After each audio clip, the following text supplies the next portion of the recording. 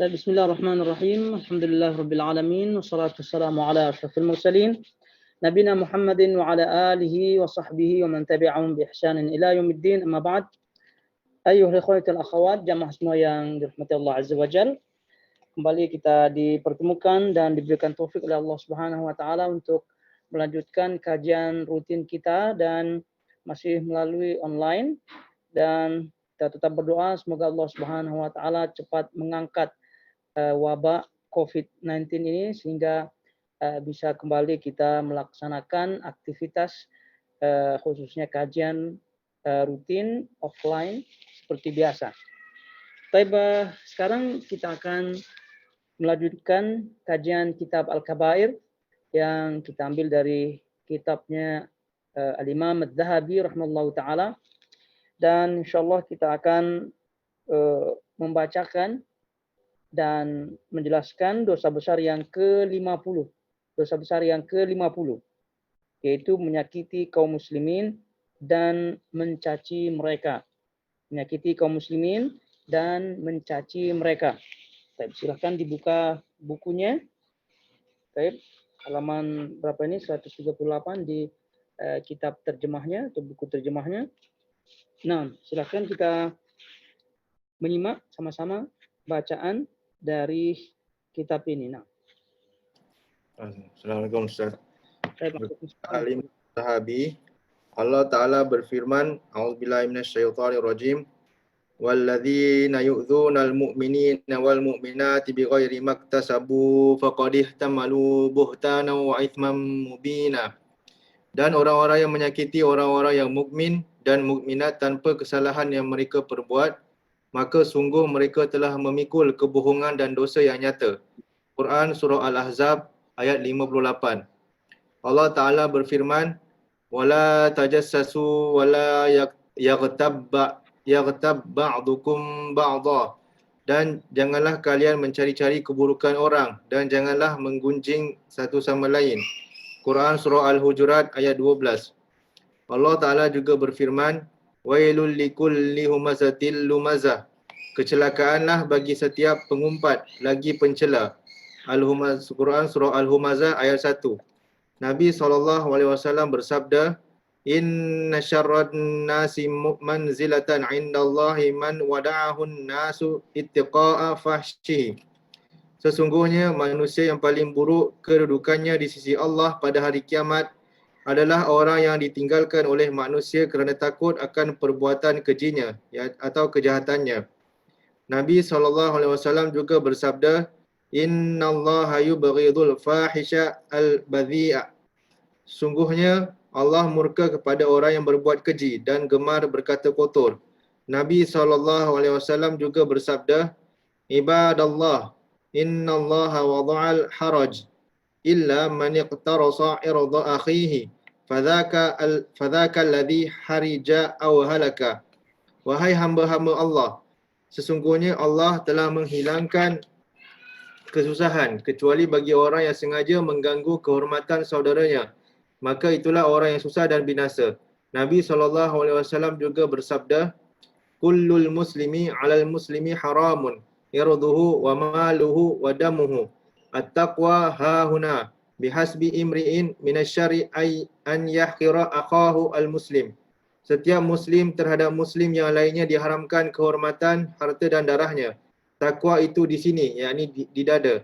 Dan cukuplah sebagai keburukan bagi seseorang dengan cara dia merendahkan saudaranya sesama muslim. Diriwayatkan oleh At-Tirmizi dan beliau menghasankannya. Nabi SAW juga bersabda, al-muslimu akhul muslim, la yazlimuhu wa la yakhdhuluhu wa la yahqiruhu. Bihasbi imri'in minasyari an yahqira akhahu al-muslim. Setiap muslim adalah bersaudara satu sama lain. Tidak boleh menzaliminya, tidak membiarkannya yakni terzalimi, dan tidak juga merendahkannya. Cukup seseorang yakni dianggap telah berbuat keburukan apabila dia merendahkan saudaranya sesama muslim. Diriwayatkan oleh Muslim. Allah Ta'ala berfirman, innal ladzina yuhibbuna an tashi'al fahishatu fil ladzina amanu lahum 'adzabun alimun fid dunya wal akhirah. Sesungguhnya orang-orang yang ingin agar berita perbuatan yang amat keji itu tersiar di kalangan orang-orang yang beriman, maka mereka mendapatkan azab yang pedih di dunia dan akhirat. Quran Surah An-Nur ayat 19. Nabi SAW juga bersabda, Sibabul muslimi fusuqun wa qitaluhu kufrun. Mencela seorang muslim adalah termasuk perbuatan fasik dan memeranginya termasuk perbuatan kufur. Nabi SAW juga bersabda, La yadkhulul jannah man la ya'manu jaruhu bawa'iqah. Tidak akan masuk surga orang yang mana tetangganya tidak merasa aman dari keburukannya. Ini adalah lafaz Muslim. Dalam As-Sahihain, Wallahi la yu'min, Wallahi la yu'min, Wallahi la yu'min. Qila man ya Rasulullah? Qala alladhi la ya'manu jaruhu bawa'iqah. Demi Allah tidaklah beriman, demi Allah tidaklah beriman, demi Allah tidaklah beriman. Ditanyakan kepada beliau, siapa wahai Rasulullah? Beliau menjawab, seseorang yang mana tetangganya tidak merasa aman dari keburukan dirinya. Dalam suatu lafaz yang juga sahih, berdasarkan syarat as-sahihain, La yadkhulul jannata 'abdun la ya'manu jaruhu bawa'iqah. Tidak masuk surga seorang hamba yang mana tetangganya tidak merasa aman dari keburukan dirinya. Nabi SAW juga bersabda, Man kana yu'minu billahi wal yawmil akhir, fala yu'dhi jarahu. Barang siapa yang beriman kepada Allah dan hari akhir, maka hendaklah dia tidak menyakiti atau mengganggu tetangganya. Muttafaq alaih. Dalam suatu lafaz milik Muslim, Man kana yu'minu billahi wal yawmil akhir falyuhsin ila jari. Barang siapa yang beriman kepada Allah dan hari akhir, maka hendaklah dia bersikap baik kepada tetangganya. Al-A'masi dari Abu Yahya Maula Ja'dah, dia berkata, aku telah mendengar Abu Hurairah radhiyallahu an berkata, Qila ya Rasulullah, inna fulanah tusalli al-laila wa tasumun nahar wa fi lisaniha syai'un yu'dhi jiranaha salitah. Faqala la khaira fiha, hiya finnar. Ditanyakan kepada Rasulullah SAW, Ya Rasulullah, sesungguhnya si fulanah rajin solat sunnah malam dan berpuasa di siang hari. Akan tetapi pada lidahnya terdapat suatu perkataan yang menyakiti tetangganya, pedas. Maka beliau bersabda, tidak ada kebaikan padanya, dia itu di neraka. Disahihkan oleh Al-Hakim. Nabi SAW juga bersabda, Uzkuru mahasina mautakum wa kufu an masawiihim. Sebulah kebaikan-kebaikan orang yang telah meninggal dunia dari kalian dan tahanlah, yakni dari membicarakan kejelekan-kejelekan mereka. Disahihkan oleh Al-Hakim. Dari Abu Zar radhiyallahu an bahwasanya beliau telah mendengar Nabi SAW bersabda, Man da'a rajulan bil kufri aw qala adu wallah wa laysa kadzalika illa raja'a alaihi. Barang siapa yang memanggil seseorang dengan sebutan kafir atau mengatakan wahai musuh Allah, padahal yakni kenyataannya tidak demikian, melainkan pasti perkataannya itu akan kembali kepadanya. Muttafaq alaih. Safwan bin Amr dari Rashid bin Sa'ad dan Ibnu Nughair dari Anas, beliau berkata, Rasulullah SAW bersabda, Lamma urijabi marartu biqaumin lahum asfarun min nuhasin yakhmishuna wujuhahum wa sudurahum. Faqultu man haula'i ya Jibril? Faqala alladhina ya'kuluna luhuman nas wa yaqa'una fi a'radihim. Pada malam aku diperjalankan, yakni diisrakan, aku melewati suatu kaum yang mempunyai kuku dari tembaga, kemudian mereka mencakar wajah dan dada mereka. Lalu aku bertanya, siapakah mereka itu wahai Jibril? Ya, malaikat Jibril menjawab, mereka adalah orang-orang yang memakan daging manusia, yakni para penggunjing dan terjerumus, yakni membicarakan kehormatan orang lain. Nabi SAW juga bersabda, Inna minal kabair syatmar rajuli walidai. Faqalu ya Rasulullah wa hal yashtumur rajulu walidai? Qala na'am, yasubbu abar rajuli fayasubbu abahu wa yasubbu ummahu fayasubbu ummahu. Sesungguhnya di antara dosa-dosa besar itu adalah seseorang mencaci kedua orang tuanya. Mereka bertanya, ya Rasulullah, apakah ada seorang laki-laki yang mencaci kedua orang tuanya? Beliau menjawab, ya, dia mencaci bapa seseorang, lalu seseorang itu balik mencaci bapaknya. Dan dia mencaci ibu seseorang, lalu seseorang itu balik mencaci ibunya. Muttafaq alaih. Dan lafaz lain, inna min akbari al-kabair an yal'ana ar-rajulu walidai. Qila ya Rasulullah, fa kaifa yal'anu rajulu walidai? Qala yasubbu aba rajuli fayasubbu abahu wa yasubbu ummahu fayasubbu ummahu. Sesungguhnya di antara dosa-dosa yang paling besar adalah bahawa seorang laki-laki melaknat kedua orang tuanya. Ditanyakan kepada beliau, ya Rasulullah, bagaimana mungkin seorang laki-laki melaknat kedua orang tuanya? Beliau menjawab, dia mencaci bapa seseorang, lalu seseorang itu balik mencaci bapaknya. Dan dia mencaci ibu seseorang, lalu seseorang itu balik mencaci ibunya. Nabi SAW juga bersabda, la yarmi rajulun rajulan bil fusuqi wal kuf illa irtadda alaihi in lam yakun sahibuhu kadzalik. Tidaklah seseorang menuding seseorang lainnya dengan kefasikan dan kekufuran, melainkan pasti tuduhan kembali pada dirinya jika orang tersebut tidak demikian adanya. Diriwayatkan oleh Al-Bukhari. Dan Nabi SAW bersabda, la tasubbul amwata fa innahum qad afdau ila ma qaddamu. Janganlah kalian mencaci orang-orang yang telah meninggal dunia, kerana sesungguhnya mereka telah sampai kepada balasan amal yang telah mereka kerjakan. Diriwayatkan oleh Al-Bukhari. Itu yang disampaikan oleh Al-Imam Adz-Dzahabi rahimahullahu taala, dan kita simak bersama apa yang tadi didengar, dan dari dalil-dalil baik Al-Quran maupun hadis yang disampaikan atau yang dibacakan yang kita simak tadi sudah jelas ya, bahwa menyakiti kaum muslimin itu termasuk dosa besar, dan tentu menyakiti kaum muslimin itu banyak sekali macam-macamnya. Jadi semua jenis apa saja yang bisa atau yang boleh menyakiti kaum muslimin atau yang boleh menyakiti baik dengan cara zahir maupun cara batin, itu termasuk dalam bab ini. Dan perlu kita ingat bahwasanya dosa-dosa bertingkat-tingkat, ya, bergantung kepada siapa yang kita sakiti, ya, itu juga berpengaruh kepada besar kecilnya dosa tersebut. Namun keumuman menyakiti kaum muslimin, ya, baik secara zahir maupun batin, itu secara keumumannya termasuk dosa besar. Nah, ditambah lagi apabila yang kita sakiti tersebut memiliki kedudukan yang tinggi, baik di dunia maupun di akhirat.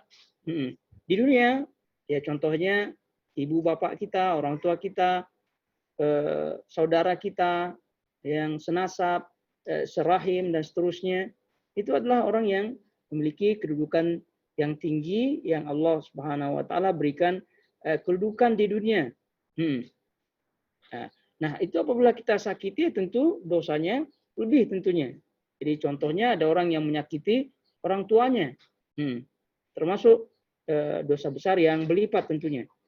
Kemudian dari sisi akhiratnya, nah, memiliki kedudukan tinggi dari sisi akhiratnya, yaitu para ulama, ya, menyakiti para ulama, menyakiti ahli ilmu, nah, wali Allah, termasuk wali Allah dan seterusnya.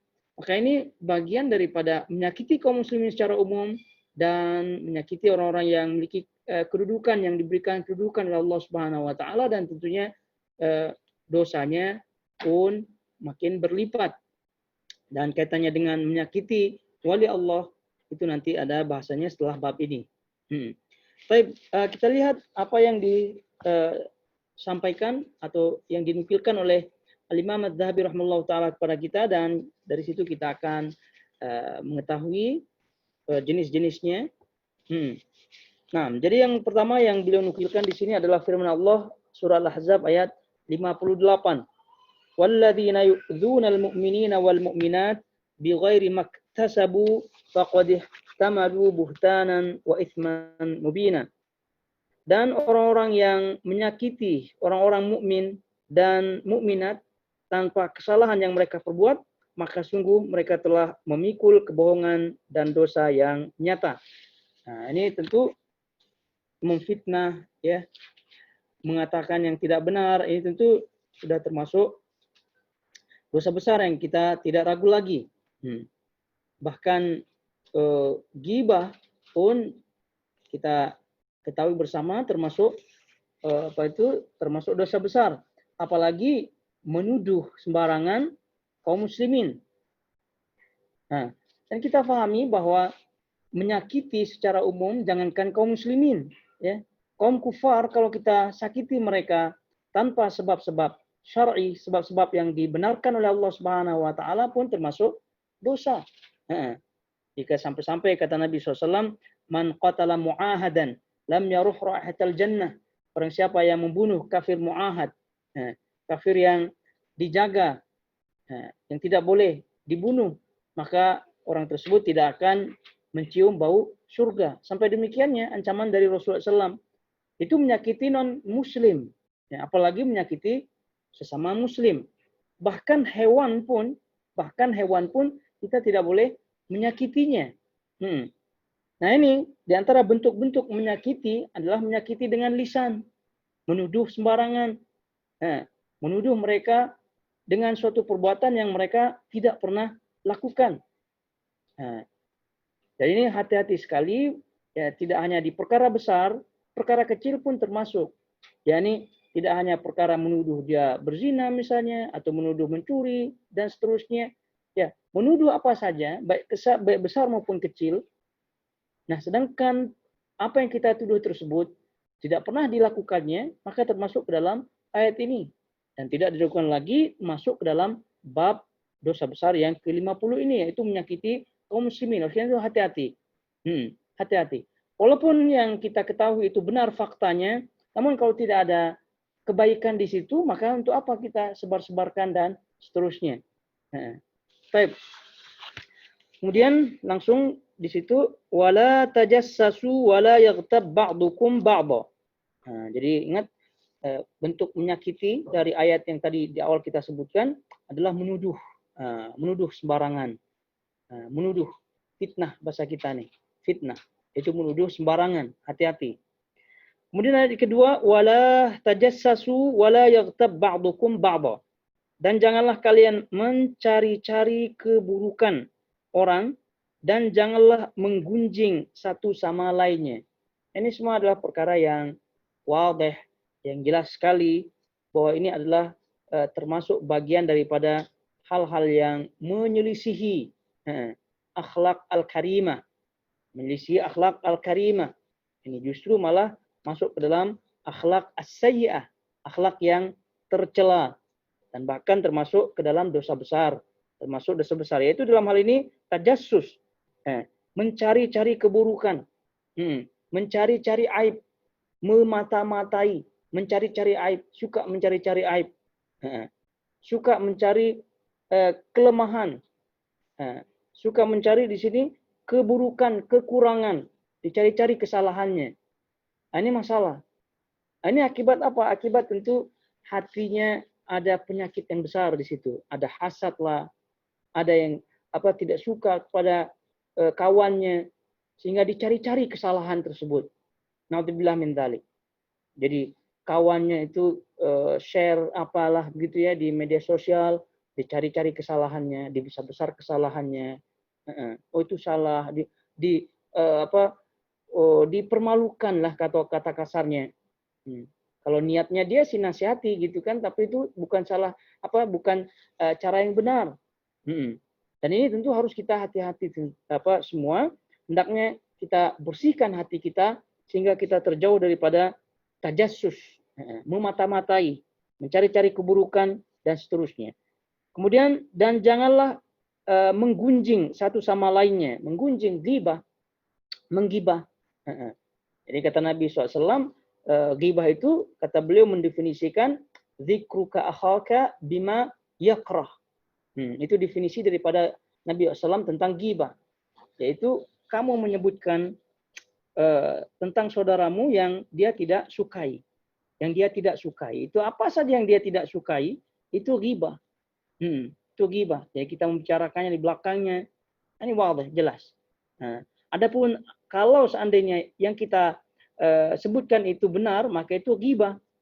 Nah, kalau tidak benar, maka termasuk dalam ayat tadi, yaitu surah Al-Ahzab ayat 58, buhtan, yaitu menuduh, menuduh Dan itu suatu hal kebohongan yang dahsyat, termasuk dosa besar.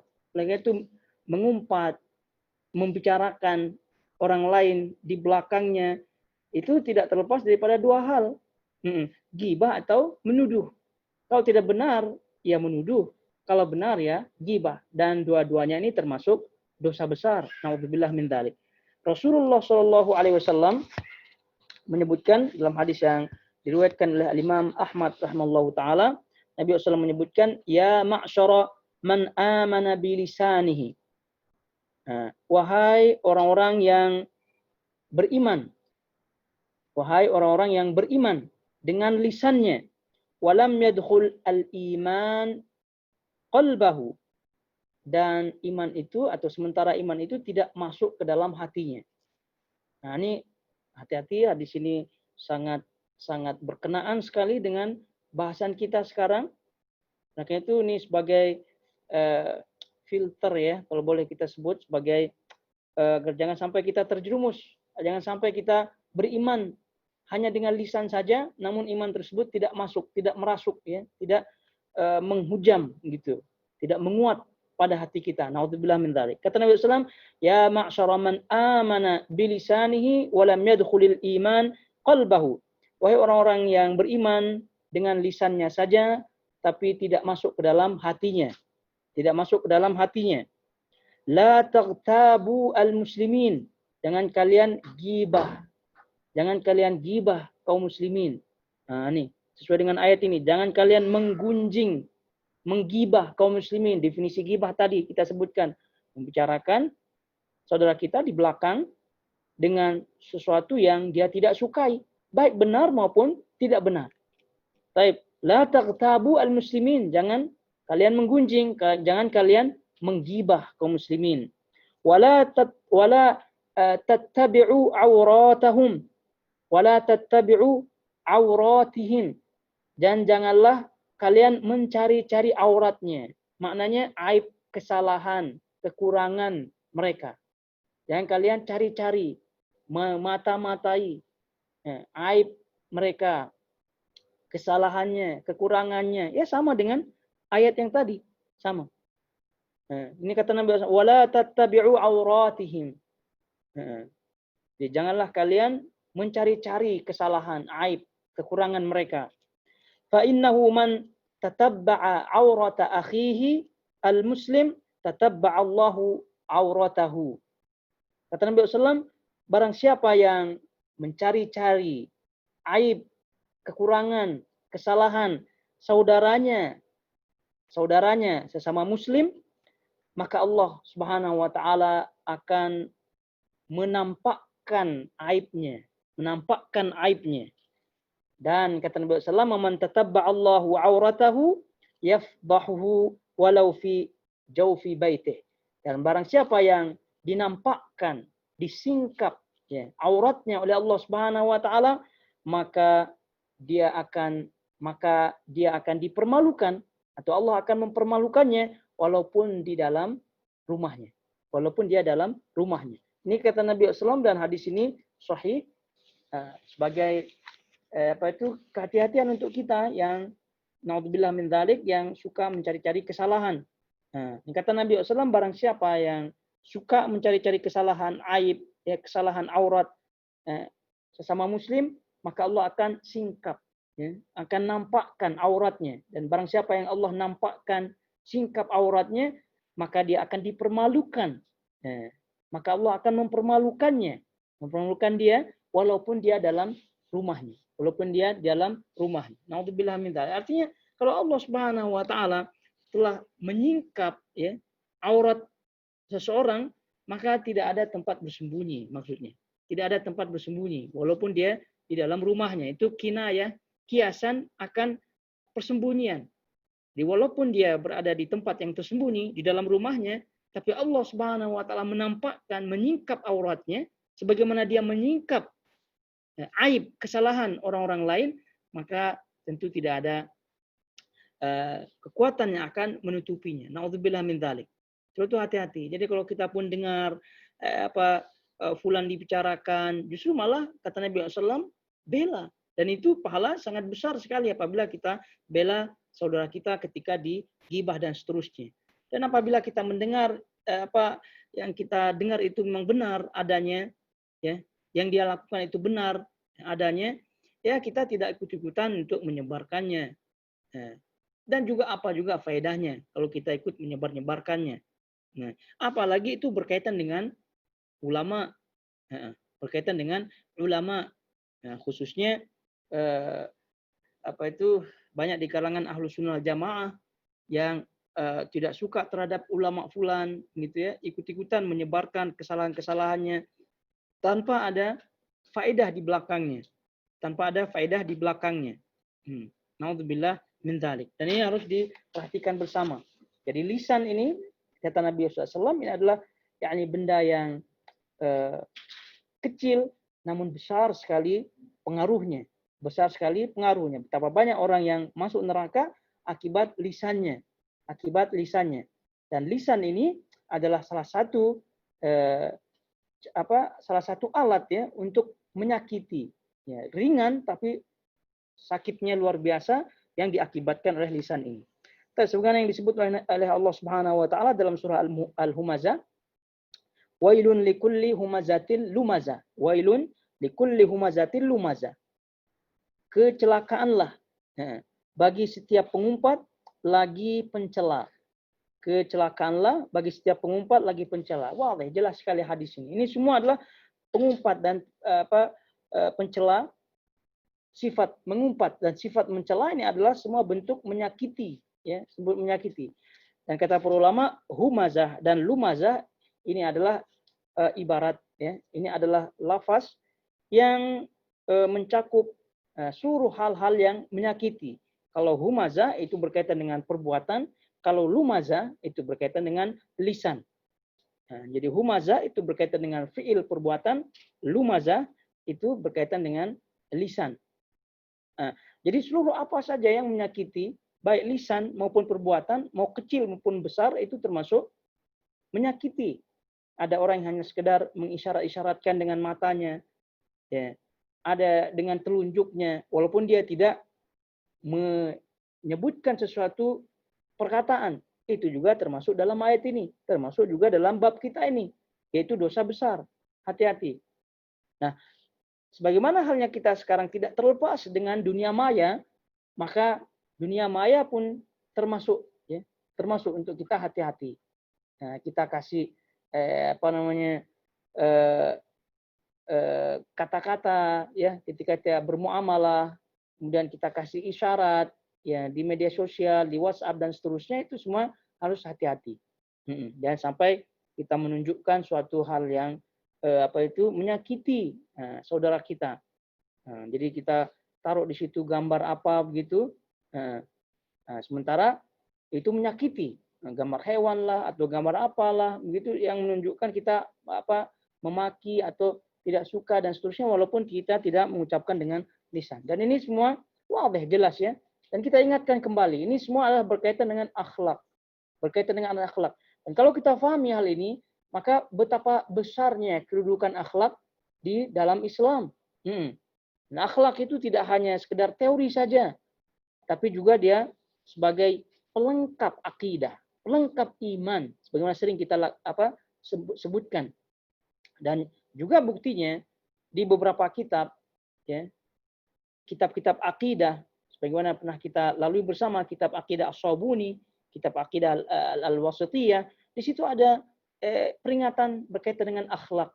Peringatan sedikit berkaitan dengan akhlak. Menunjukkan apa? Menunjukkan seorang muslim, seorang mukmin, sebagaimana dia semangat untuk meluruskan akidahnya, meluruskan akhlaknya, sebagaimana dia bersemangat untuk meluruskan akidah dan tauhidnya, maka sebagaimana hal itu juga dia harus bersemangat untuk menghiasi dirinya dengan akhlak al-karimah. Menghiasi dirinya dengan akhlak al-karimah. Dan sekaligus membersihkan dirinya daripada al-akhlak as-sayyi'ah. Dan itu yang kita kenal dengan istilah at-takhliyah wa tahliyah. Itu yang sering kita dengar, at-takhliyah wa tahliyah. Dalam diri kita nih, at-takhliyah, yaitu kita buang semua hal-hal yang buruk. Kemudian setelah itu at-tahliyah, mengisi diri. Gitu. Jadi at-takhliyah, membuang hal-hal yang buruk, ya, dari segi zahir, dari segi batin, baik dari sisi akidah, dari sisi tauhid, dari sisi amalan, akhlak dan seterusnya kita buang. Ya, salah satunya dalam bahasan kita, akhlak yang tercela ini kita buang, kita kosongkan, kita bersihkan diri kita, lalu kita masukkan akhlak yang baik, akidah yang baik, tauhid yang baik. Itu namanya at-tahliyah. Itu namanya at-tahliyah, berhias diri. Nah, tentu kita dua hal ini adalah menjadi kunci utama, ya, kesuksesan seseorang. Jadi kalau hanya tahliyah saja, menghiasi diri saja tanpa tahliyah, ya, tanpa bekho, ya, bedanya dengan kho dengan ha saja. Jadi tahliyah, walau ha tahliyah pakai ha. Yang tahliyah yang pakai kho itu membersihkan, membuang, begitu. Kalau pakai ha tahliyah itu menghiasi. Dan itu berlaku pada seluruh hal apabila kita ingin menjadi orang yang benar-benar baik. Jadi kalau hanya tahliyah saja, kalau hanya berhias diri saja, namun tidak membuang hal-hal yang buruk, gimana? Tidak bisa jalan juga. Jadi bagaimana kita benar-benar ingin menjadi pengikut Nabi Shallallahu Alaihi Wasallam? Contohnya, ya kita tahliyah, kita buang amal-amalan bid'ah kita buang keinginan-keinginan, perasaan-perasaan yang tidak sesuai dengan atau tidak sejalan dengan sunnah Nabi SAW. Baru setelah itu kita tahliyah, kita hiasi diri dengan sunnah-sunnah Nabi SAW. Ini masalahnya, kebanyakan kaum muslimin cinta-cinta Nabi SAW tapi tidak tahliyah, tidak membuang hal-hal yang buruk. Jadi dia hanya tahliyah saja, menghias diri saja. Ini tentu kurang. Berkaitan dengan akhlak juga demikian. Kita tahliyah, kita buang akhlak as-sayyi'ah, kita buang akhlak yang buruk. Baru setelah itu kita menghias diri dengan akhlak yang baik. Kita tahu sekarang akhlak yang buruk dan bahkan dosa besar yang diakibatkan oleh lisan, mengumpatlah, mencacilah, gibahlah, apa saja yang lainnya, itu kita tahu akhlak as-sayyi'ah, maka kita buang, itu tahliyah. Kemudian setelah itu tahliyah menghias diri. Bagaimana cara menghias diri dengan lisan? Kita tahu bersama. Yang pertama sekali adalah zikrullah, zikir. Kemudian tidaklah mengucapkan sesuatu kecuali apa yang disenangi, gitu ya, sesuai dengan syariat ya tentunya. Sampai-sampai bahkan yang sedikit, yang ringan sekali, Nabi SAW mengingatkan, tabassumuka fi wajhi akhika sadaqah.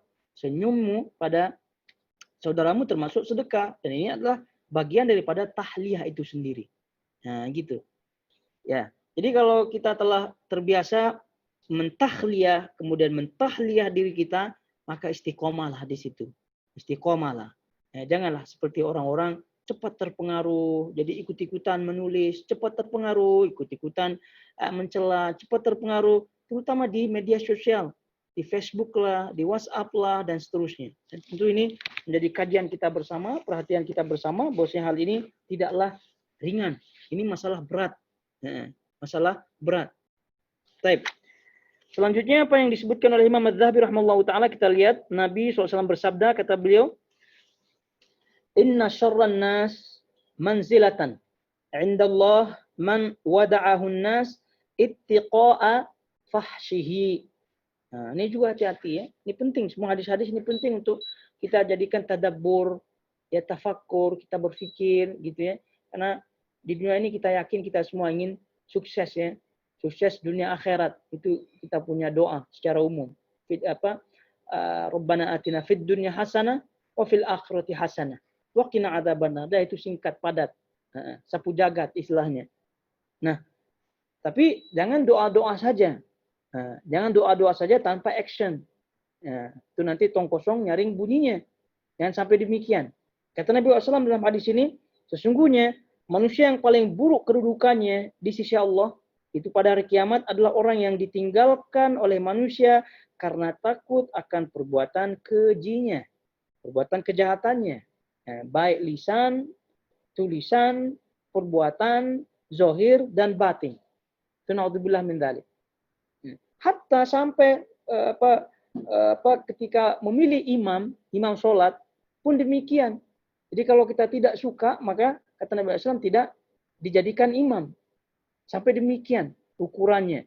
Jadi kayak itu, ya tentu setelah kita berjalan di atas sunnah, ya mengamalkan amalan sunnah, mengamalkan manhaj salaf, ya lalu dibenci, lalu dijauhi, itu cerita lain. Nah, itu cerita lain. Kita dibenci, tidak disukai, kita dijauhi gara-gara amalan sunnah, akidah yang kita pegang, akidah al-sunnah yang sebenarnya, akidah salaf, akidahnya para sahabat. Ya kalau kita dibenci itu ya itu cerita lain, itu bukan itu bahasannya. Tapi ini secara zahir maksudnya. Secara nyata. Dia suka mencaci, mencela tetangganya misalnya. Nah, suka gaduh lah, tetangganya tidak nyaman dengan perbuatan-perbuatannya. Walaupun perbuatan itu secara zahir mubah, boleh ajak kawan-kawannya, tapi kan ada tetangganya. Ya janganlah ajak kawan tapi mengakibatkan tetangga yang lain tidak tenang. Ya ributlah. Kemudian parkiran di depan menjadi tidak tentu arah. Intinya tidak menjadi nyaman. Nah, itu juga bagian. Jadi hati-hati. Nah, jadi walaupun lisan kita sudah kita atur sedemikian rupa, tapi berkaitan dengan perasaan, terutama tetangga, dan itu banyak disampaikan oleh Imam Adzhabi nukilan hadisnya nanti, itu juga hati-hati apabila kita bertetangga. Nah, jadi ini hadis betul-betul dipegang baik-baik, jangan sampai kita tidak disukai gitu ya. Paling tidak tetangga kita ini ukurannya. Tetangga kita ukurannya. Kita tidak disukai oleh tetangga kita. Alhamdulillah min dzalik. Nah, jadi kita ulangi, sesungguhnya kata Nabi SAW, manusia yang paling buruk kedudukannya di sisi Allah adalah orang yang ditinggalkan oleh manusia, oleh orang-orang, karena takut akan perbuatan kejinya, perbuatan jahatnya, di sedikit kawannya, sedikit temannya. Ya, kenapa? Karena tidak disukai ya. Maksudnya di sini tadi ya, ini paham-paham ya, jangan sampai dicampur-campurkan. Ya, tidak disukai karena dituduh Wahabi, tidak disukai karena dituduh Salafi, itu cerita lain. Tapi ini sudah jelas-jelas suka menyakiti, ya, sudah jelas-jelas apa yang disampaikan itu hal-hal yang jahat. Baik. Selanjutnya Nabi juga bersabda, kata beliau, Innallaha yubghidul fahish al-badhi. Nah, sesungguhnya Allah murka kepada orang yang berbuat keji dan gemar berkata kotor. Nah, gemar berkata kotor. Dan itu Nabi SAW sudah sampaikan bahwasanya seorang mukmin itu bukanlah seorang mukmin itu pencela, pencaci, pengkata kotor, tidak. Ini kata Nabi SAW. Bahwasanya seorang mukmin ya itu bukan orang yang suka mencela, suka mencaci, suka berkata kotor dan seterusnya. Itu seorang mukmin. Seorang muslim yang sejati itu dia. Jadi usahakan ya kata-kata kotor itu jangan sampai diucapkan begitu. Walaupun dalam keadaan-keadaan tertentu kita pengen mengucapkannya, ya sudah ganti saja. Ini kadang ada orang yang sedang marah gitu ya, emosi, tidak suka pada orang, semua binatang keluar. Naudzubillah min dzalik. Itu kata-kata kotor. Walaupun posisi dia benar, ya, walaupun posisinya benar, tapi ingat itu bukan seorang muslim. Maksudnya itu bukan sifat seorang muslim, bukan sifat seorang mukmin. Hati-hati. Ya. Kalaupun kita ingin berkata tegas, ya pilih kata-kata yang sekira begitu tegas namun menancap. Ya tidak keluar kata yang mencela begitu ya, keluar nama-nama binatang tadi kita sebutkan, atau keluar kata kamu bodoh begitu. Dah.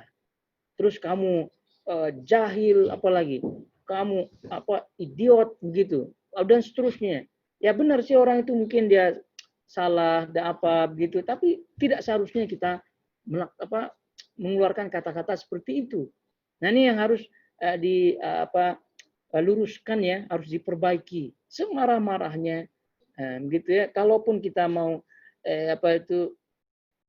memberikan seorang itu pelajaran gitu ya, supaya dia tidak mengulangi lagi dan seterusnya, maka silakan kata-kata tegas, tapi yang seperti kata-kata kotor, nama-nama binatang, dan juga kata-kata pedas yang kotor lainnya yang tidak sedap didengar, itu hendaknya dijauhi dan diganti dengan kata-kata yang lain. Kemudian kata Nabi SAW, Ibadallah, innallaha wada'al haraja, illa man iqtarasa irda akhihi, fadhaka alladhi harija au halaka. Wahai hamba-hamba Allah, sesungguhnya Allah telah menghilangkan kesusahan.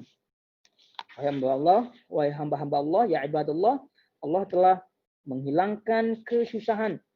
Kecuali bagi orang yang sengaja mengganggu kehormatan saudaranya, maka itulah orang yang susah dan binasa. Ini hati-hati, ini hadis sahih. Ingat, Allah menghilangkan semua kesusahan. Kecuali bagi orang yang sengaja mengganggu kehormatan saudaranya, maka itulah orang-orang yang susah dan binasa. Jadi bentuk apapun, mengganggu saudara sesama muslim, bentuk apapun. Dan tadi kita sebutkan ini umum. Apalagi mengganggu atau mengganggu kehormatan mahramnya, orang tuanya, saudara-saudaranya, kemudian tetangganya, itu tentu lebih dahsyat lagi. Na'udzubillah min dzalik. Baik lisan, tulisan, perbuatan dan seterusnya. Lisan, perbuatan, seterusnya. Jadi hati-hati seperti ini. Kemudian Nabi juga bersabda, kullul muslim 'alal muslim haram. 'Irduhu wa maluhu wa damuhu. At-taqwa hahuna bihasabi imri'in minasyarri an yahqira akhahul muslim. Setiap muslim terhadap muslim yang lainnya diharamkan kehormatan, harta dan darahnya. Takwa itu di sini, itu di dada, dan cukuplah sebagai keburukan bagi seseorang dengan cara dia merendahkan saudaranya sesama muslim. Cukup. Itu sebagai ciri-ciri seorang itu buruk, seorang itu tidak sempurna imannya. Kalau dia mencaci saudaranya, merendahkan saudaranya sama muslim. Dan itu termasuk sombong. Sebagaimana kata Nabi SAW, Al-kibru batarul haq wa ghamtun nas. Sombongan itu adalah menolak kebenaran dan merendahkan manusia. Ini karena itu kalau udah sombong berarti keimanannya tidak sempurna. Naudzubillah min dzalik. Kata Nabi SAW, setiap muslim terhadap muslim yang lainnya diharamkan haram. Ya. Apa saja? Kehormatannya, hartanya, dan darahnya. Ini semua kita tidak boleh ambil. Ya. Kecuali dengan hak. Qisas misalnya. Dan seterusnya. Tidak boleh. Oleh karena itu menggunjing, ghibah itu kan berkaitan dengan kehormatan. Tidak boleh. Ya. Ini termasuk mencaci. Dan juga diingatkan oleh Syekh Bakar Abu Zaid rahimahullahu taala, salah satu di antara yang merusak kehormatan seorang muslim ya, yang tidak dibenarkan, yang pada zaman ini itu merajalela ya, perbuatan seperti itu, yaitu pacaran. Nah, ini juga termasuk bagian daripada merusak kehormatan, pacaran. Ya, baik offline maupun online. Ya, terutama yang online sekarang ini, pacaran. Naudzubillah min dzalik, sebab itu hati-hati. Kita sebagai orang tua, ya, kalau anak-anak kita gitu ya, bersahabat dengan non mahram, maka sudah khalas, tidak boleh. Karena itu bagian daripada kehormatan. Bagian daripada kehormatan. Nah, ketika dia berpacaran, baik offline maupun online, itu adalah bagian daripada menyakiti kaum muslimin. Ya, tapi kita tidak terasa disakiti. Itu syariat. Sebagai ukurannya adalah syariat. Ya, sebagai ukurannya adalah syariat. Nah, terutama yang pacaran online. Kalau zaman dahulu mungkin online-nya hanya telepon saja. Telepon-teleponan begitu ya. Ya. Bercinta-cinta begitu ya. Tapi belum kawin, belum nikah. Ini adalah berkaitan dengan keharaman. Nah, apalagi sekarang online. Ya, dengan Zoom seperti ini mudah ya, dengan WhatsApp mudah, video call dan seterusnya. Itu juga ini yang sudah awal-awal disampaikan, diingatkan oleh Syekh Bakar Abu Zaid dalam kitabnya Adabul Hatif. Adab-adab telepon. Adab-adab telepon. Jadi ketika kita bertelepon bagaimana adab-adabnya, di situ ada kitab kecil yang ditulis oleh Syekh Bakar Abu Zaid rahimahullahu taala, dan sekali lagi diingatkan bahwasanya merusak kehormatan dan termasuk menyakiti kaum muslimin ada pacaran. Ya, terutama pacaran yang online. Kalau di zaman beliau hanya telepon saja. Ya kalau zaman kita sekarang udah macam-macam, yang bisa gambar dan seterusnya. Tidak heran banyak kita dengar berita-berita yang pacaran online ini itu banyak terjerumus ke dalam hal-hal yang haram. Ya, kemudian sengsara ya di dunia maupun di akhirat. Ya, mereka terjerumus ya menyebarkan gambarnya lalu disebarkan di situ dan seterusnya. Jadi menjadilah aib. Kemudian tidak heran masuk penjara di sebagian negeri. Nah, naudzubillah min dzalik. Dan ini sekali lagi perlu diperhatikan. Perlu diperhatikan baik-baik, terutama bagi anak-anak kita yang sudah besar, mau laki-laki maupun wanita, apabila dia berkawan dengan non mahram, maka ini terutama di dunia maya, lihat kawan-kawannya di Facebook lah, lihat kawan-kawannya di WhatsApp lah dan seterusnya. Nah, itu sebagai orang tua ya seharusnya mengecek demikian, karena itu adalah bagian daripada kehormatan, kemudian bagian daripada menyakiti ya kaum muslimin. Baik. Selanjutnya Nabi juga bersabda, al-muslim akhul muslim la yadhlimuhu wa la yakhdhuluhu wa la yahqiruhu bihasab imri'in minasyarri an yahqira akhahul muslim. Setiap muslim adalah bersaudara satu sama lain, tidak boleh menzaliminya, tidak membiarkannya terzalimi, dan tidak juga merendahkannya. Cukuplah seorang muslim dianggap telah berbuat keburukan apabila dia merendahkan saudaranya sesama muslim. Ini sama dengan hadis yang tadi, cuma hadis ini menyampaikan kepada kita tidak boleh kita menzalimi, ya, dan juga tidak boleh kita membiarkan saudara kita terzalimi. Oke, itu sangat besar pahalanya apabila kita membela saudara kita yang terzalimi, baik ketika dia ada maupun ketika dia tidak ada di hadapan. Nah, jadi ini sebagaimana halnya dosa menzalimi, menyakiti itu besar, begitu juga dengan pahalanya. Baik, selanjutnya surah An-Nur ayat 19. Innal ladzina yuhibbuna an tashi'al fahishatu fil ladzina amanu lahum 'adzabun alim fid dunya wal akhirah. Sesungguhnya orang-orang ingin agar berita perbuatan yang amat keji itu tersiar di kalangan orang-orang yang beriman, maka mereka mendapatkan azab yang pedih di dunia dan di akhirat. Nah, jadi maksudnya di sini yang amat keji, sebagaimana yang disebutkan oleh Ibnu Katsir rahimahullahu taala, itu aib-aib, ya, kata-kata yang kotor, itu tersebar. Nah, itu apabila dia ingin tersebar itu di di kalangan kaum muslimin, termasuk dalam ayat ini, yaitu lahum azabun alim fid dunya wal akhirah. Mereka akan mendapatkan azab yang pedih di dunia dan juga di akhirat. Maka itu mau tidak mau kita harus lurus. Ya, mau tidak mau sekali lagi kita harus paksa, kita harus kontrol ya diri kita untuk lurus ya.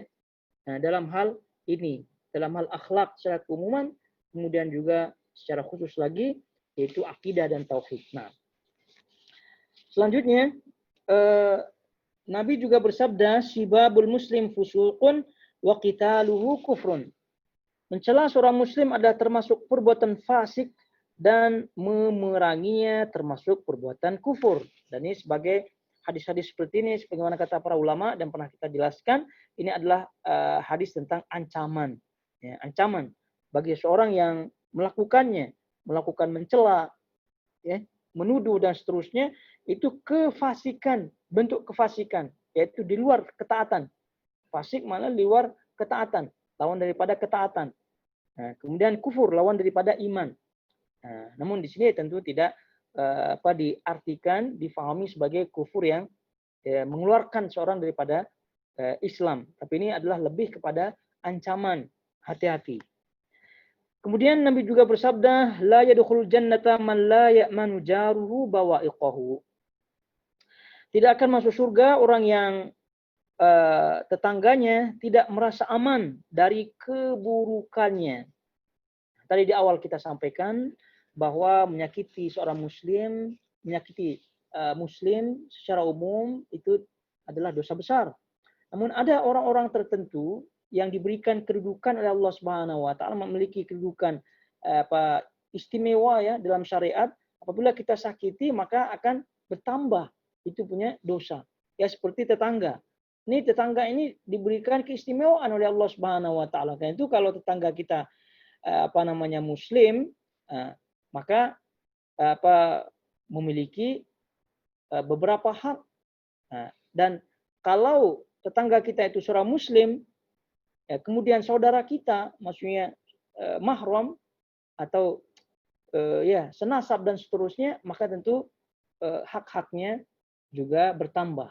Jadi kalau jiran atau tetangganya, saudaranya, maka dia memiliki kewajiban untuk menghormatinya secara mahram, silaturahim, kemudian secara tetangga, begitu, kemudian secara Islam. Jadi tiga haknya. Tapi kalau hanya muslim saja maka dua, ya, seorang muslim dan tetangga. Tapi kalau dia kafir, ya haknya sebagai tetangga saja. Haknya sebagai tetangga. Untuk melihat di sini bahwasanya hatta kafir sekalipun sebagai tetangga kita harus hormati. Apalagi seorang muslim. Maka tidak heran Nabi SAW ini menyebutkan tidak akan masuk surga orang yang tetangganya tidak merasa aman dari keburukannya. Maksudnya tidak masuk surga, kata para ulama, di sini adalah apabila dia beriman, memiliki tauhid, namun termasuk melakukan dosa-dosa besar, apabila ada nas, ya, apabila ada dalil yang mengatakan tidak masuk surga, maksudnya di sini adalah tidak masuk surga di awal-awal. Itu maksudnya. Tidak masuk surga di awal-awal. Bukan berarti tidak masuk surga selamanya. Karena yang kekal dalam neraka menurut akidah Ahlussunnah wal Jamaah adalah orang-orang kafir. Orang-orang kafir. Orang-orang mukmin, pelaku dosa besar, diyakini oleh Ahlussunnah wal Jamaah, akidatus salaf, dia tidak kekal dalam neraka dan dia akan dimasukkan ke dalam surga, yaitu setelah diazab. Nah, oleh karena itu para ulama menyampaikan bahwasanya apabila ada nas yang mengatakan tidak akan masuk surga karena perbuatan-perbuatan tertentu, ya, maka itu maksudnya adalah tidak masuk surga di awal-awal. Di awal-awal. Tidak masuk surga bersama orang-orang yang masuk surga di awal. Nah, berarti dia akan masuk surga insya Allah, ya, nanti di akhir-akhir, yaitu setelah di neraka. Tapi walaupun demikian juga sangat-sangat menyakitkan, maka senantiasa kita berdoa kepada Allah agar kita diselamatkan dari segala perbuatan yang mencegah kita masuk surga bersama orang-orang yang awal-awal masuk surga. Kemudian dalam As-Sahihain kata beliau rahimahullahu taala, wallah la yu'min, wallahi la yu'min, wallahi la yu'min, sampai 3 kali. Nah, ini sumpah 1 kali aja itu sudah besar. Bahwasanya permasalahan ini bukan permasalahan ringan. Apalagi bersumpah dengan 3 kali sumpah. Nah, jadi sumpah itu tidaklah dikeluarkan, melainkan akan menekankan suatu permasalahan yang sangat-sangat penting. Maka kita sebut nama Allah Subhanahu wa taala sebagai penekanan. Sudah kita pelajari di kitab Tauhid, bahwasanya kita tidak boleh meremehkan sumpah. Artinya dengan gampang, mudah untuk mengeluarkan sumpah, tidak boleh memain-mainkan sumpah. Nah, ini Nabi SAW sampai 3 kali menunjukkan bahwa permasalahan ini sangat-sangat penting sekali. Menunjukkan permasalahan ini sangat-sangat berat sekali di hadapan Allah Subhanahu wa taala dalam syariat. Qila, man ya Rasulullah?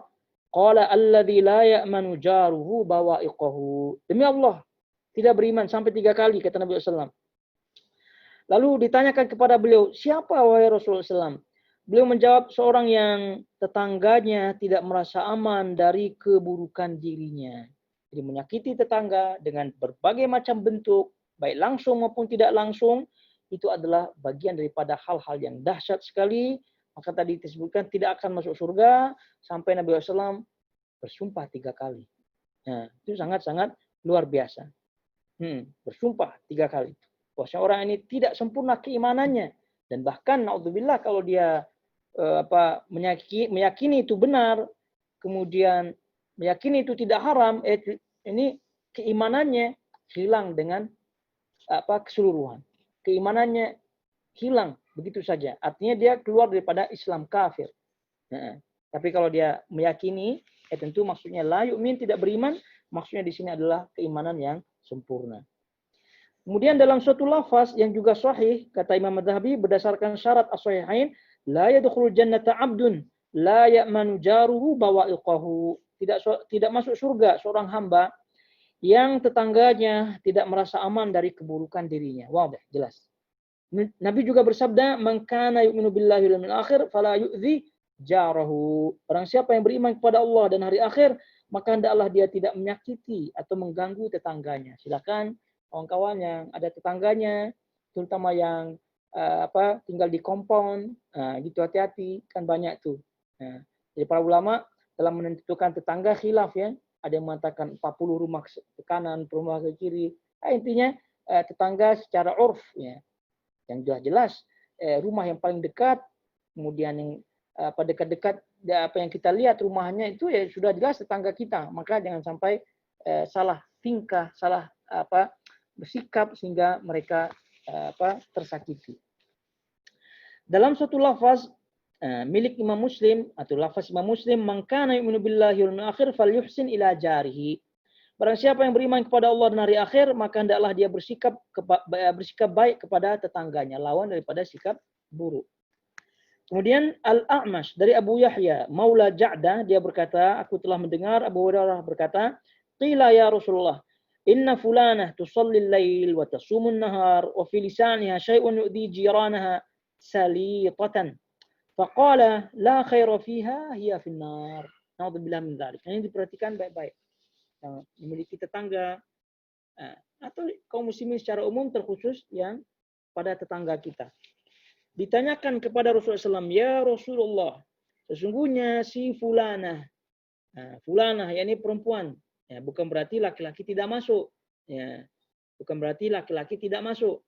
Tapi kebanyakannya, begitu ya, kebanyakannya yang terjadi antara wanita biasanya, yang susah kontrol, sedikit disulut api, ya itu makin membesar apinya, susah dikontrol.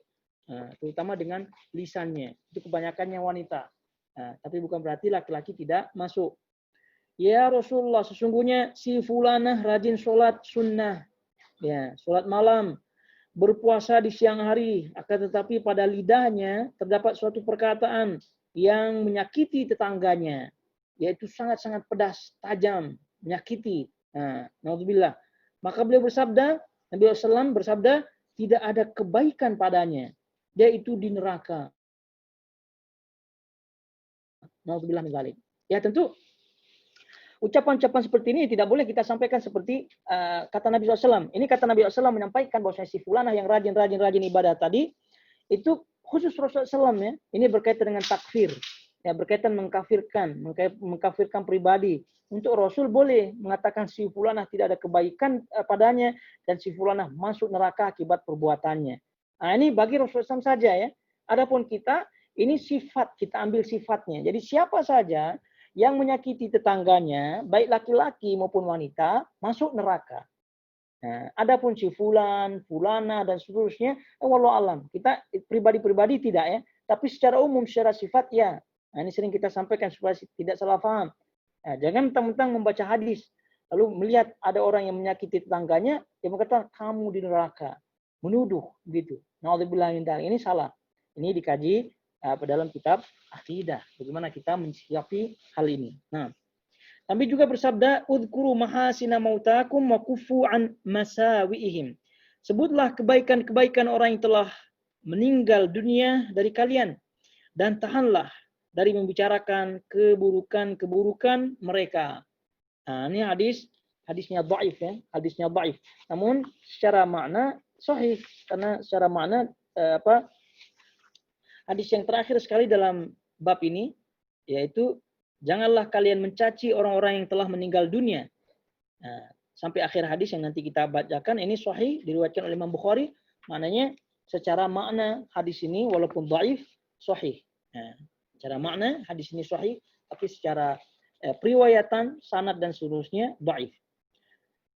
Kemudian dari Abu Dzar, bahwasanya beliau telah mendengar Nabi SAW bersabda, "Man da'a rajulan bil kufri au qala aduwallah wa laysa kadzalik illa raja'a alaih." Barang siapa yang memanggil seseorang dengan sebutan kafir atau mengatakan wahai musuh Allah, padahal kenyataannya tidak demikian, melainkan pasti perkataannya itu akan kembali kepadanya, muttafaq alaih. Riwayat Bukhari Muslim sahih. Sebagaimana halnya hadis yang lain yang tadi berkaitan dengan kekafiran, kefusukan, ya apabila kita mencela dan seterusnya, begitu juga dengan hal ini. Jadi ini berkaitan dengan ancaman, ya ancaman. Artinya kita tidak boleh suka-suka ya mengatakan musuh Allah, mengatakan kafir dan seterusnya, tidak boleh suka-suka demikian karena ancamannya luar biasa. Nah, ini termasuk perbuatan dosa besar. Na'udzubillah min dzalik. Sebab itu ini hadis-hadis seperti ini itu hadis-hadis yang mengancam. Artinya tidak menutup kemungkinan benar adanya seorang itu menjadi orang kafir, seorang itu menjadi orang menjadi musuh Allah. Ya, apabila tuduhannya tidak benar, tidak menutup kemungkinan. Ya, tidak menutup kemungkinan. Tapi kita tidak boleh menghukumi serta merta apabila kita mendengar atau melihat ada orang menuduh, ada orang yang mengatakan dan seterusnya. Namun yang lebih jelas adalah kata para ulama, hadis-hadis seperti ini adalah hadis ancaman. Maksudnya kita tidak boleh meremehkan, meringan-ringankan ucapan-ucapan seperti musuh Allah, dia kafir dan seterusnya. Naudzubillah min dzalik. Baik, selanjutnya Safwan bin Amr dari Rashid bin Sa'ad dan Ibnu Nughair dari Anas, beliau berkata, Rasulullah SAW bersabda, "Lamma uruja bi marartu biqaumin lahum adharun min nuhasin yakhmisuna wujuhahum wa sudurahum faqultu Man haula ya Jibril? Qala alladzina ya'kuluna luhuman nas wa yaqa'una fi a'radihim." Pada malam aku diperjalankan, yaitu Isra, aku melewati suatu kaum yang mempunyai kuku dari tembaga. Itu di Isra kan, yaitu di Mi'raj, ya, kita bahas nih Isra dan Mi'raj. Dari tembaga, yaitu aku melewati suatu kaum yang mempunyai kuku dari tembaga. Kemudian mereka mencakar wajah dan dada mereka. Lalu aku bertanya, siapakah mereka? Wahai Jibril. Yaitu Jibril menjawab, mereka adalah orang-orang yang memakan daging manusia, yaitu para penggunjing, dan terjerumus membicarakan kehormatan orang lain. Naudzubillah. Ini pasti akan berlaku. Pasti akan berlaku ini. Dan ini adalah hal yang gaib dan disampaikan melalui hadis-hadis yang sahih, maka pasti akan berlaku. Mencakar itu naudzubillah min dzalik.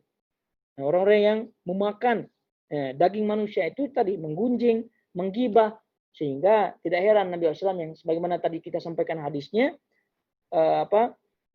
wahai sekalian orang ya ma'syara man amana bilisanihi, wahai orang-orang yang beriman hanya melalui lisannya saja, walam yadkhul iman qalbahu, tapi iman itu tidak masuk ke dalam hatinya. Nah, ini seperti ini.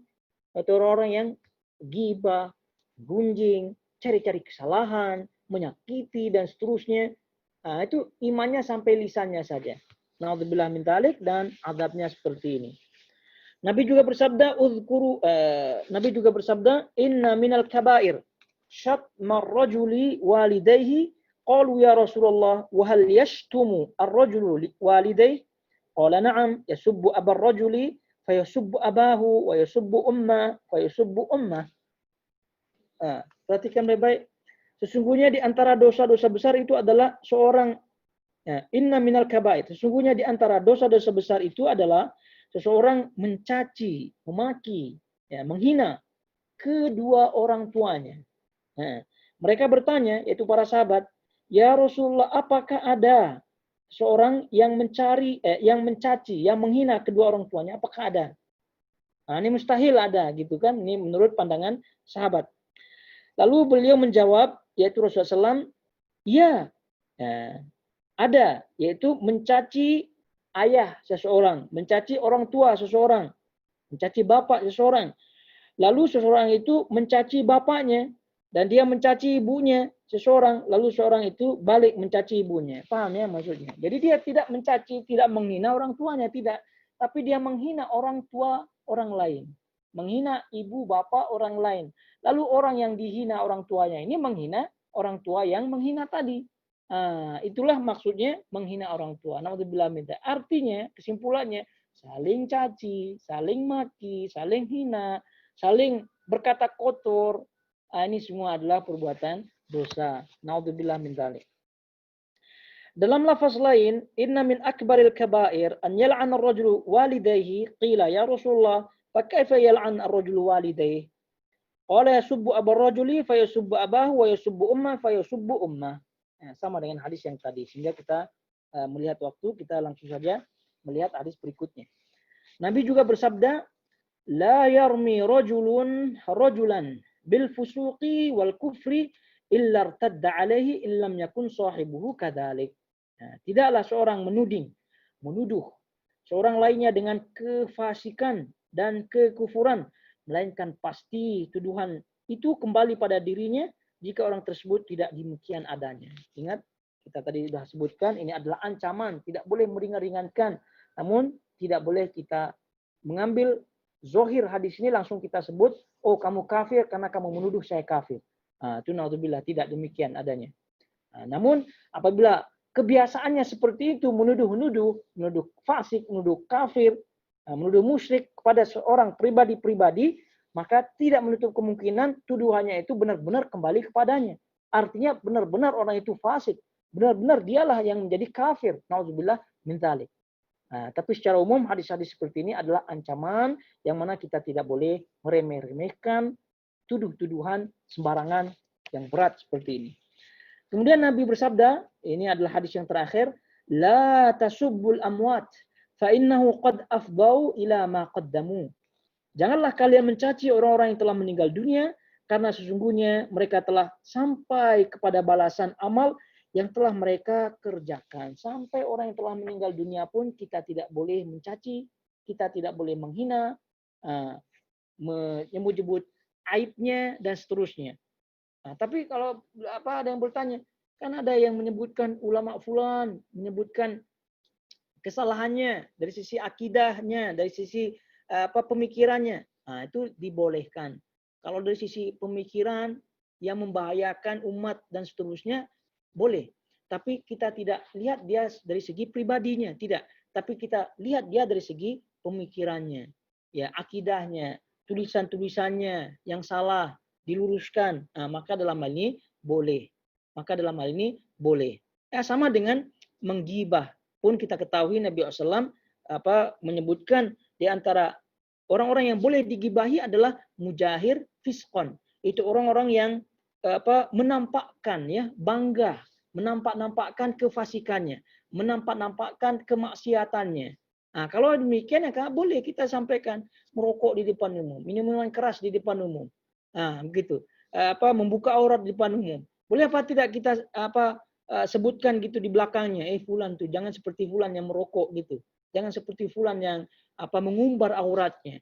Jangan seperti fulan yang meminum minuman keras misalnya. Boleh apa tidak boleh? Kenapa? Karena dia justru menampakkan kefasikan, kemaksiatannya. Nah, tapi kalau ada kawan kita yang merokok diam-diam, tapi kita saja yang tahu maka ini tidak boleh kita sebut. Karena itu dia berusaha menutupi, ya, maksudnya tidak di depan umum. Ya, kalau demikian adanya kita nasihati dia begitu. Tapi ingat kalau yang menutup diam-diam, kita tidak boleh menyebutkannya. Nah, tapi yang dengan sengaja begitu ya di depan umum, maka ini boleh digibahi. Baik, ayolah akhwat semuanya yang dirahmati Allah Azza wa Jalla, jamaah semua. Sampai di sini kiranya bab ini, dan insyaallah kita akan pindah ke bab berikutnya. Semoga Allah Subhanahu wa taala menyelamatkan kita dari segala hal yang merusak amal perbuatan kita, baik zahir dan batin. Kemudian kita mampu membuang hal-hal yang kotor dari kita, dan juga selanjutnya Allah memberikan kita taufik untuk menghias diri kita dengan segala hal yang baik dari segi akidah, tauhid, muamalah, akhlak dan seterusnya, sehingga itu menjadi bekal kita menghadap Subhanahu wa taala dan Allah ridho kepada kita dan juga keluarga kita. Amin ya rabbal alamin. Baik, sampai di sini kiranya. Wa sallallahu ala nabiyina Muhammad wa ala alihi wasallam. Kalau ada pertanyaan silakan langsung ke WhatsApp ini ya. Baik.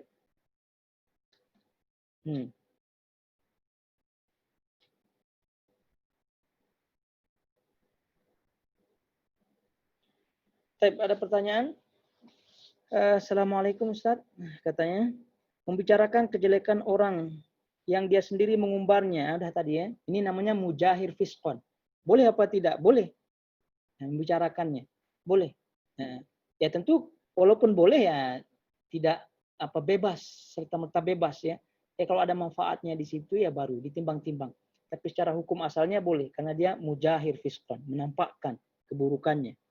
Yang Allah tutup, dia tampakkan. Kemudian dua, membicarakan kebaikan orang. Bagaimana Ustaz? Karena mungkin ada juga orang yang tidak suka kebaikannya jadi buah bibir.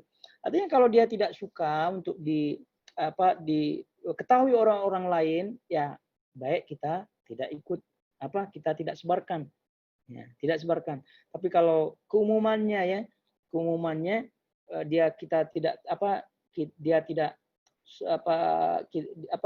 kita tahu atau kita tidak tahu, dia tidak suka dan seterusnya, ya kita ambil kaidah umumnya saja. Kalau kebaikan misal di belakangnya ya kita boleh sebut ya untuk mengharapkan orang-orang lain mengikutinya. Nah, tapi kalau kita tahu dia tidak suka untuk disebar-sebarkan kebaikannya, ditutup, maka tak masalah. Nah, jadi kita tidak sampaikan. Nah, jadi intinya di sini kaidah maslahat mafsadatnya. Baik. Dan lagi bagaimana menghapuskan dosa-dosa ini? Ini maksudnya apa nih? Pertanyaannya. Ya. Ya ini dosa-dosa ini maksudnya dosa ghibah mungkin ya. Ya. Ya, jadi kalau dosa ya, betul. Jadi bagaimana bertobat dari dosa ghibah?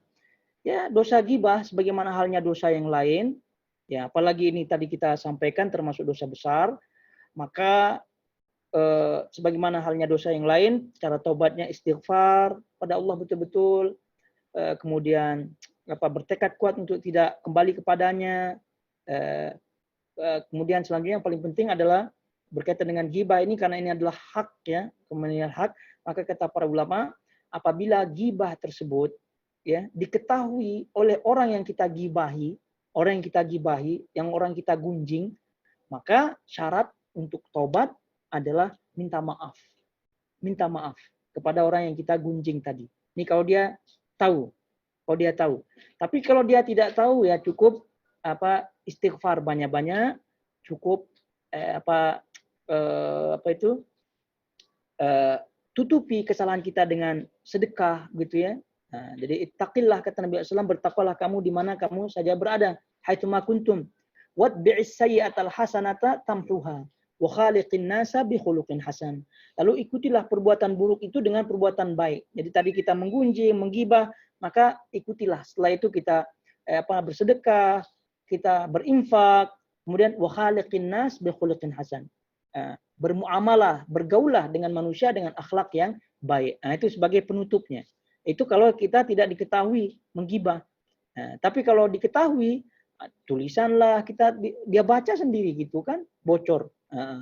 Jadi dia tahu ya. Jadi kalau demikian ya, sebagaimana halnya mencuri, cara tobatnya adalah mengembalikan barang yang kita curi atau minta maaf atau minta kehalalan barang yang kita curi. Begitu juga dengan ghibah. Karena ghibah ini adalah mencuri hak kehormatan. Naudzubillah min dzalik, bukan hanya harta, kehormatan yang kita curi, kita ambil, maka kita kembalikan dia. Jadi kalau kita diketahui, kemudian kita ghibah orang itu di khalayak ramai, kita minta maaf kepadanya. Ya, kalau dia minta maaf, alhamdulillah. Kalau dibilang saya minta maaf, tapi kembalikan nama baik saya, klarifikasi. Kalau udah demikian klarifikasi, dia bilang minta klarifikasi, ya kita klarifikasi. Ya, mohon maaf saya telah mengucapkan ini tentang fulan, di mana kita sampaikan itu ya kita sampaikan. Misalnya di TV dia sampaikan demikian, maka klarifikasinya pun di TV. Begitu. Di media sosial di WhatsApp, di Facebook, gitu untuk kembalikan nama baik orang itu. Maka ghibah tadi gunjing dan seterusnya kehormatan. Dia makan daging ibaratnya ya, makan daging saudaranya dan seterusnya. Naudzubillah min dzalik. Itulah cara tobatnya. Nah, wallahu ta'ala alam. Ada lagi nih, atau tidak?